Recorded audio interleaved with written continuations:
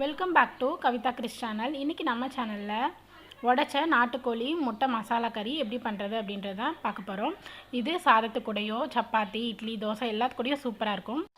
இப்போ நம்ம எல்லாத்தையுமே அரைச்சிட்டு அதுக்கப்புறமா தான் வதக்க போகிறோம். அதனால் சுலபமாக பண்ணிடலாம். இதை 2 பெரிய துண்டு தேங்காய் எடுத்திருக்கேன், ஒரு பழுத்த தக்காளி, பாதி பெரிய வெங்காயம், அது கூட 1 ஸ்பூன் இஞ்சி பூண்டு பேஸ்ட்டு சேர்த்துருக்கேன். நீங்கள் ஒரு துண்டு இஞ்சி ஒரு 5-6 பல் பூண்டு கூட நீங்கள் சேர்த்துக்கலாம்.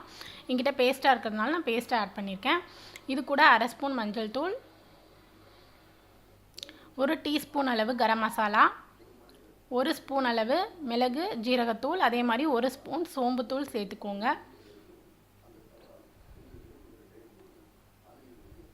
இப்போ இதை நல்லா ஸ்மூத் பேஸ்ட்டாக நம்ம மிக்சியில் போட்டு அரைச்சிக்கலாம். நான் சோம்புத்தூள் சேர்க்க மறந்துட்டேன், அதனால் இந்த ஸ்டேஜில் சேர்த்துருக்கேன். இப்போ இதை நல்லா அரைச்சிக்கலாம். இப்போ நீங்கள் முட்டை உடச்சி பண்ண போகிறதுனால நல்லா அகலமான ஒரு பேன் எடுத்துக்கோங்க. நீங்கள் எத்தனை முட்டை போட போகிறீங்களோ அந்தளவுக்கு அகலமாக பார்த்து எடுத்துக்கோங்க. இதில் தேவையான அளவு எண்ணெய் விட்டுட்டு சோம்பு போட்டு தாளிச்சிட்டு நம்ம அரைச்சிருக்க பேஸ்ட்டை போட்டு நல்லா வதக்க போகிறேன். இந்த ஸ்டேஜ்லேயே உங்களுக்கு தேவையான அளவுக்கு உப்பு சேர்த்துக்கோங்க. நல்லா கலந்து விட்டுட்டு மூடி போட்டு இதை நல்லா வதக்கிக்கலாம். இதில் இஞ்சி பூண்டு மற்ற மசாலாவோட பச்சை வாசனை போகிற அளவுக்கு இதை நல்லா வதக்கிக்கோங்க. அதுக்கப்புறமா இது கூட இன்னும் கொஞ்சம் மசாலா நம்ம சேர்த்துக்க போகிறோம்.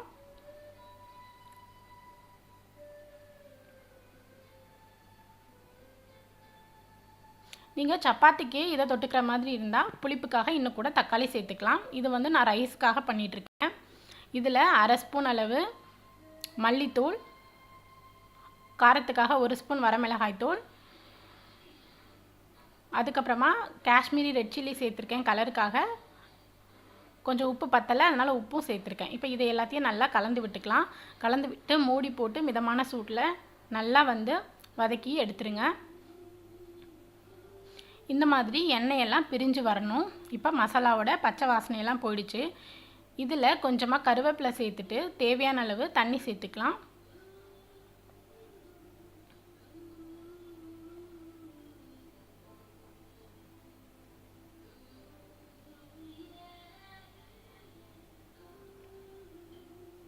ரைஸுக்கு பண்ணும்போது உங்களுக்கு புளிப்பு இருந்ததுன்னா ரொம்ப அதிகமாக இருந்துச்சுன்னா நல்லா இருக்காது. பட் சப்பாத்திக்கு நல்லா புளிப்பாக பண்ணிக்கலாம். அப்போ அதுக்கு தேவையான அளவுக்கு நீங்கள் தக்காளி சேர்த்துக்கணும்.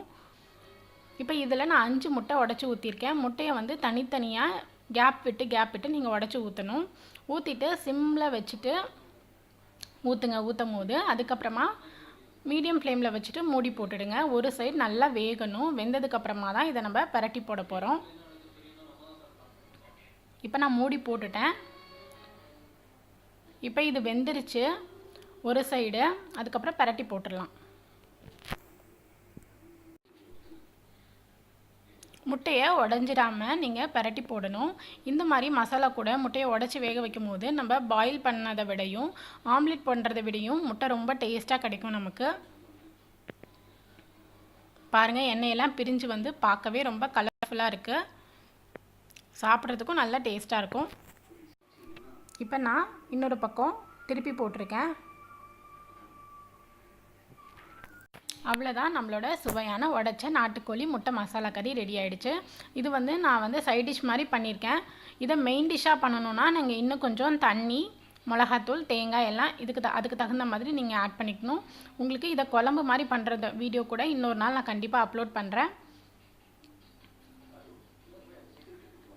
இந்த டிஷ்ஷை ட்ரை பண்ணி பார்த்துட்டு மறக்காமல் உங்களோட ஃப்ரெண்ட்ஸ்க்கும் ஃபேமிலிஸ்க்கும் ஷேர் பண்ணுங்கள். கண்டிப்பாக இது குழந்தைங்கள்லேருந்து பெரியவங்க வரைக்கும் எல்லாருக்குமே ரொம்ப பிடிச்சமான ஒரு டிஷ்ஷாக கண்டிப்பாக இருக்கும்.